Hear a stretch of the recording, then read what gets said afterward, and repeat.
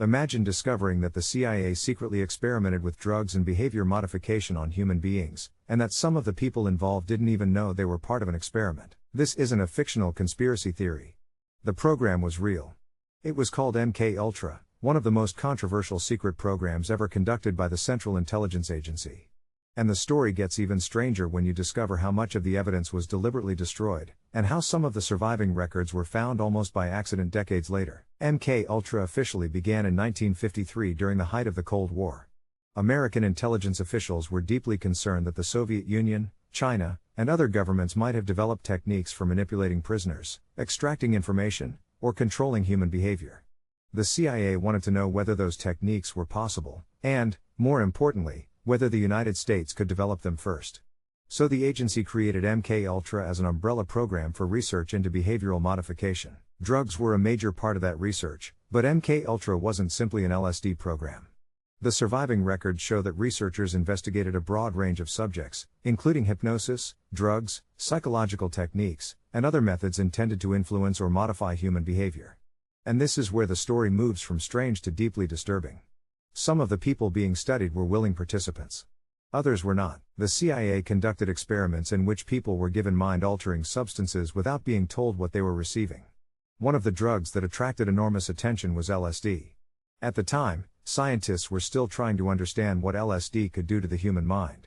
CIA researchers wanted to know whether it could be used to disrupt interrogation, alter behavior, obtain information, or make people more vulnerable to questioning. But there was a fundamental problem. If someone knew they were being given a drug, their reaction could be influenced by that knowledge. So some researchers wanted to observe what happened when people had no idea they were being experimented on.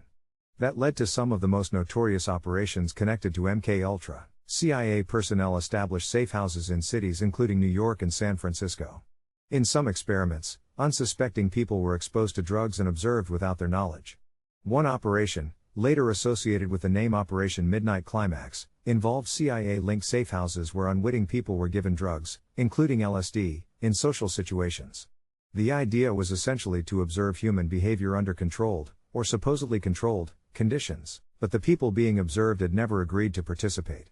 And the researchers often had no reliable way of knowing what long-term effects the experiments might have. In fact, during the 1977 Senate investigation, CIA Director Stansfield Turner acknowledged that some of these experiments involved unwitting subjects and that the scientific value of some of the testing was questionable. But one case became the most haunting symbol of the entire program.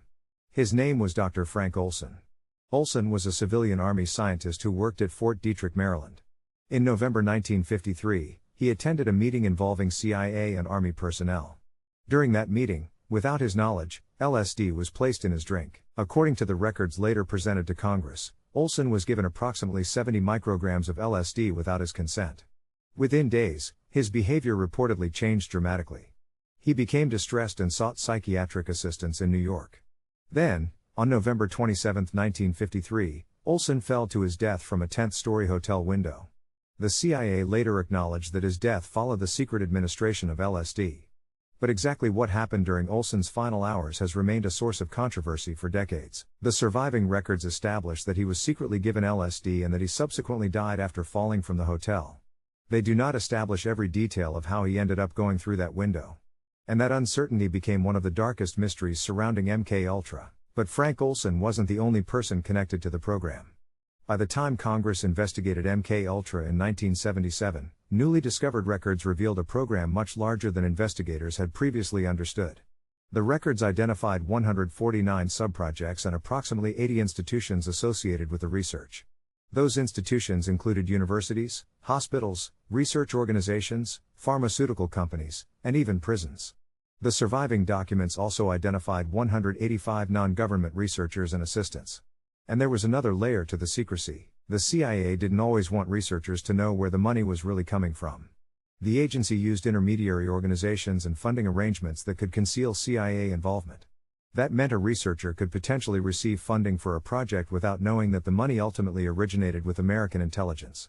This allowed the CIA to place itself at a distance from the research while still influencing what was being investigated. And then came one of the most extraordinary parts of the story. In 1973, CIA Director Richard Helms ordered the destruction of the main MK-Ultra records. For years, that appeared to mean that much of the historical record was simply gone. When congressional investigators later began asking questions, they were told that the surviving information was extremely limited.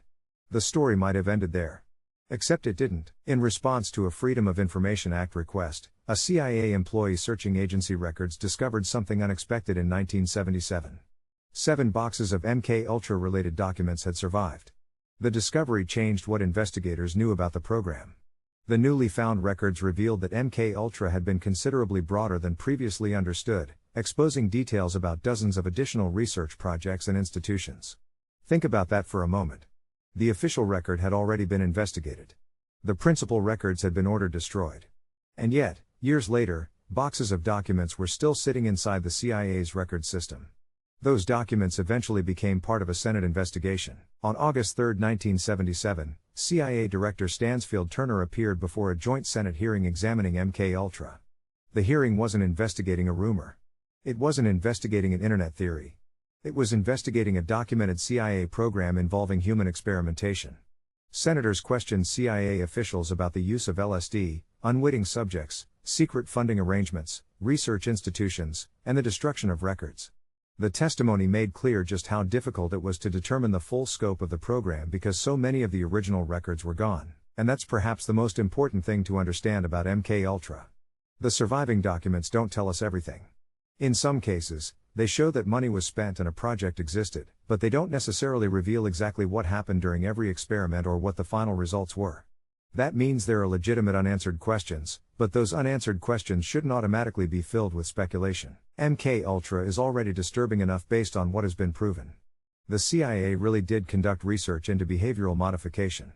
It really did secretly administer LSD to some people who didn't know they were receiving it. It really did operate safe houses connected to unwitting drug testing. It really did fund research through organizations designed to conceal CIA involvement.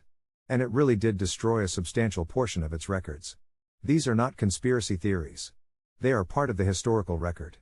But here's where the story becomes even more interesting. MK-Ultra wasn't simply about discovering whether a drug could make someone reveal secrets.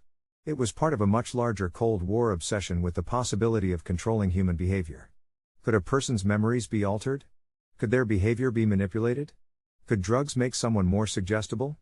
Could psychological techniques break down a person's resistance? And could any of these methods actually work reliably? The answer, based on what became publicly known, was far less impressive than the mythology that later grew around the program. There is no solid evidence that MK-Ultra produced the science fiction version of mind control that popular culture sometimes suggests. There was no magic drug that allowed the CIA to remotely control people's minds like puppets. Instead, what the historical record reveals is something arguably more disturbing in a different way. An intelligence agency was willing to experiment with human beings while operating behind layers of secrecy, and some of those people never consented to the experiments being performed on them. The program eventually ended. But its legacy didn't. MK-Ultra became a symbol of what can happen when secrecy, national security, scientific experimentation, and inadequate oversight collide. And perhaps the strangest part of the entire story isn't that the CIA experimented with mind-altering drugs. It's that we may never know the complete story. Because the records that could have answered some of those questions were destroyed. What remains is a collection of documents, testimony, investigations, and fragments of a program that operated largely in secret. So when someone asks whether MK-Ultra was real, the answer is simple. Yes. It was real. The CIA's own records and congressional investigations prove that. The more difficult question is this: how much of the story will we ever know? And perhaps that's the real lesson of MK-Ultra. Sometimes the most unsettling mysteries aren't the ones where we have no evidence. They're the ones where we know something happened, and we also know that part of the evidence is gone. If you enjoy uncovering the stories they don't teach you in school, hit the like button and subscribe to Uncovered Truths, and stay curious.